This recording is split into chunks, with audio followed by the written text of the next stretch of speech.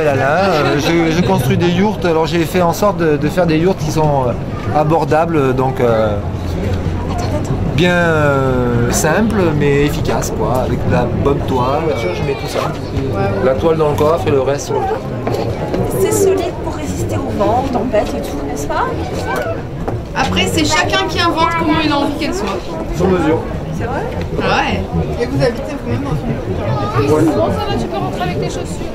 Celle-là, elle fait 1800 € avec isolation. Et vous mettez quoi comme isolation? Du feutre de jute. Ça suffit. 1 cm d'épaisseur.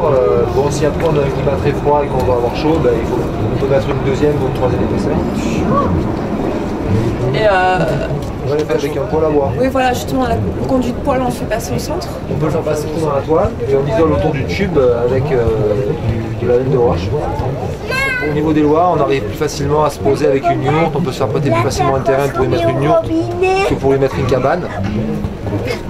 Voilà.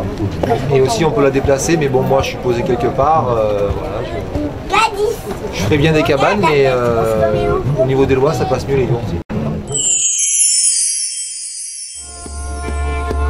Ça va? Donc c'est l'outil du moment. Ça va?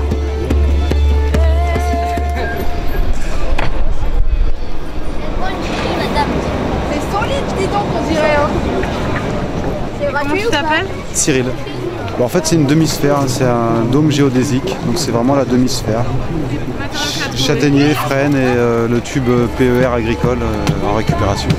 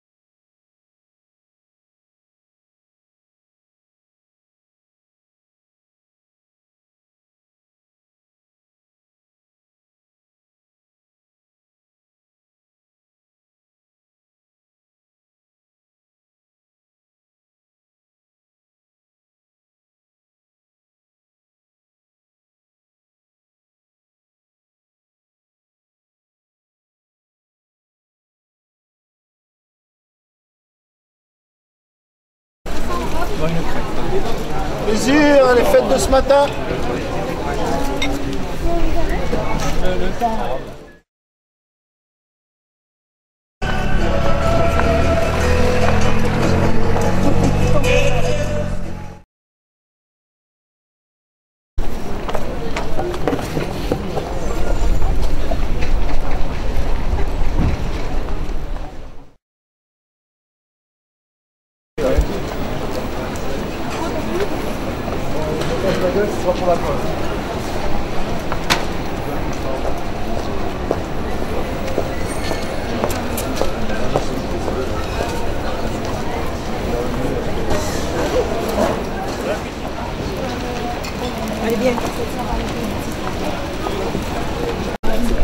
Era una bici eléctrica.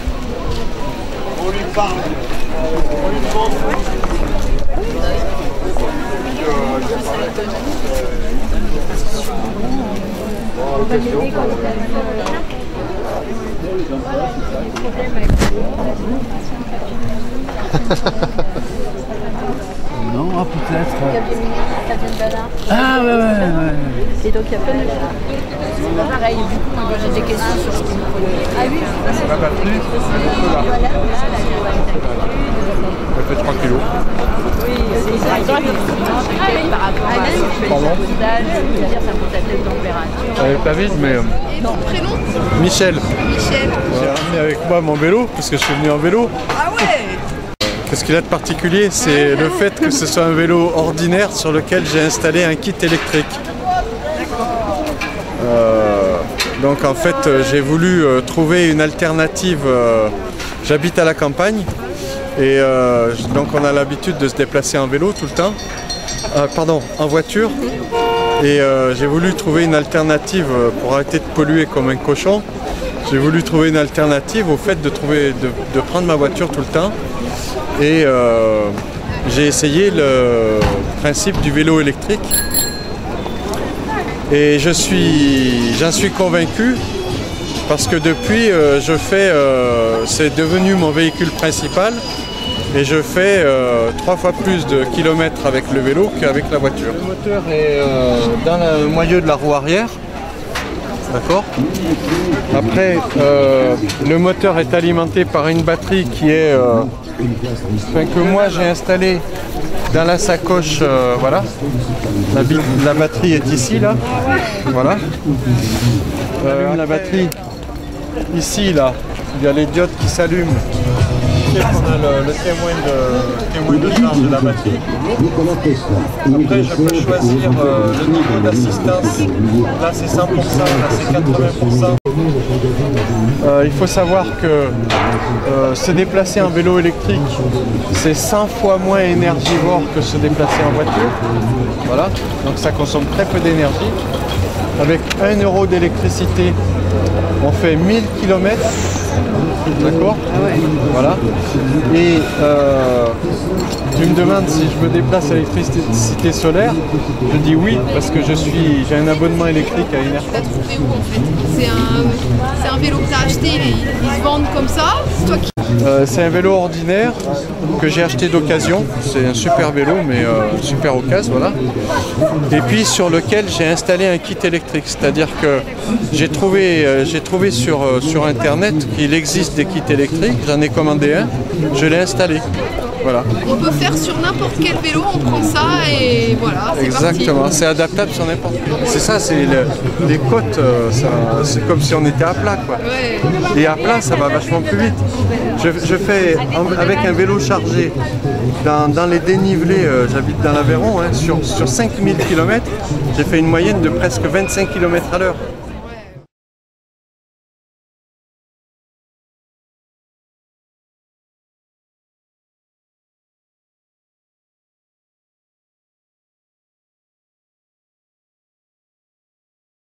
Bon alors, octogone, 8 pans démontable, démontrable, interchangeable, pliable en 30 minutes, montable et démontable en 30 minutes. Récupération des eaux de pluie par un toit qui descend et qui remonte avec une cuve située en dessous. Traitement des eaux par la phytoépuration. Autonome, autogéré avec tout, eau, électricité, chauffe, le chaud, le froid, la spiruline et le chiotte sec. Eh oui. Alors ça c'est... les réserves pour la friture. Ah, donc les huiles de friture usagées à gauche, les huiles de friture filtrées et propres à droite, et en dessous les filtres. Et avec sur le côté la petite pompe manuelle, plop plop plop plop, puisque l'électricité on a vu que ça marchait pas bien et ça fait plus, ça se encrasse et ça finit par casser. Donc on est revenu au mode manuel avec la petite tirette. Hop, tu fais ton plein, tu remplis ton bidon de 20 litres qui est ici, et c'est rond, et tu roules. D'accord. Et là tu roules, c'est que de l'huile que tu te sers? Ah ouais, 100% friture récup. Wow. Alors je précise que l'huile de friture asiatique récupérée est plus propre que l'huile de kebab récupérée, où souvent il y a la moitié de patasse qui est infiltrable et donc inutilisable, et qui encrasse les filtres en plus. Donc si vous voulez rouler proprement, allez chez les asiatiques. Voilà ma conclusion. L'huile est plus propre et plus saine pour un moteur plus beau.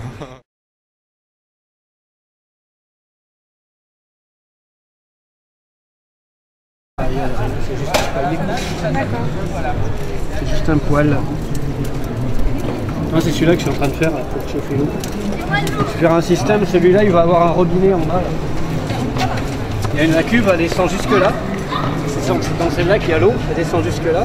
Donc pareil, elle est chauffée comme l'autre système que j'avais amené à Lézan. Elle est chauffée avec le foyer en dessous. Ouais. Et là celui-là on le remplira par en haut avec un arrosoir, un seau. Et puis quand il sera chaud, on sortira, il y aura un robinet là. Il y aura l'eau chaude en bas. Pour les endroits où il n'y a pas l'eau. Ah, c'est génial. Du coup, tu peux te laver avec ta récup d'eau de pluie. Voilà. Ouais, tu fais un énorme au-dessus pour récupérer l'eau de pluie. Ah, comme bidon, ça aussi long. Ça, c'est une bonbonne d'air de camion. Regarde, t'as la date dessus. 1940 fait cuire. Nous, à Saint-Hippo, on faisait un concert de soutien au collectif anti-gaz de schiste de Saint-Hippo le lendemain. J'avais fait cuire des gâteaux tout l'après-midi là-bas au Vigan. Et un gâteau, il cuit en 1 heure quand il y a une belle journée ensoleillée. Comme un feu. Voilà. Tu régules rien quoi. Tu t'en occupes même pas quoi. Si, tu t'en occupes pour le réorienter, le mettre face au soleil. Quand ça met 1 heure si tu le réorientes régulièrement face au soleil. Si tu t'en vas, ça va mettre plus longtemps parce qu'il ne sera pas toujours pile poil en face, il chauffe mieux comme soleil. Là comme ça il peut monter à 130 et après j'ai rajouté des réflecteurs. Ouais, tu vois ça concentre la chaleur sur un point qui est quand même pas très gros. On voit la trace là. Ça concentre la chaleur là. Tu vois c'est un peu près le fond de la casserole. Donc en fait très rapidement le point de chauffe, si le soleil tourne, il va se retrouver sur le côté. Et donc faut être bien là, quoi. Il faut le réorienter régulièrement quoi. Alors que celui-là, ouais, moi je l'utilise comme ça, je m'en vais quoi. Celui-là, je me barre le matin, je mets ma gamelle de légumes dedans, quand je reviens à midi, c'est tout, c'est tout prêt. Je vais mettre les pieds sous la table, je suis occupé de rien.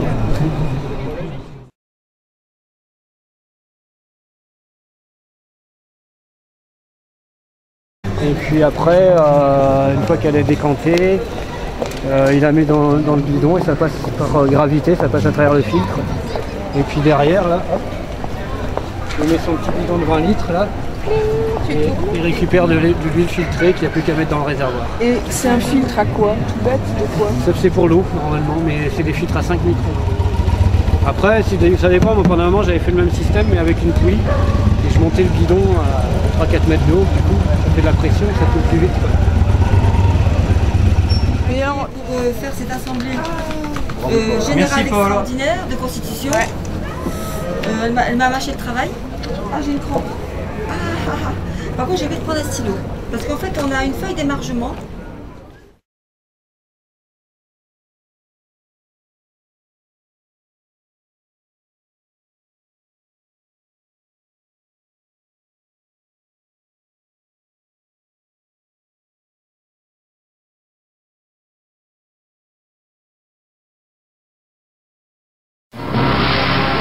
Du vin, du H et du vin.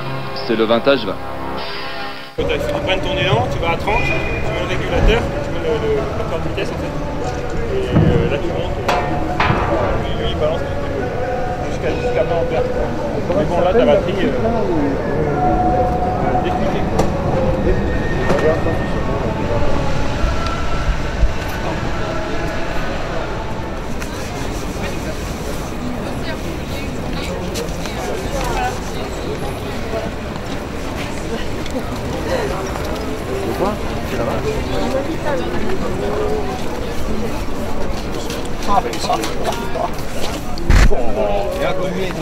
Où vais-je passer mes vacances cette année? Ouais. Ça fait peur, hein?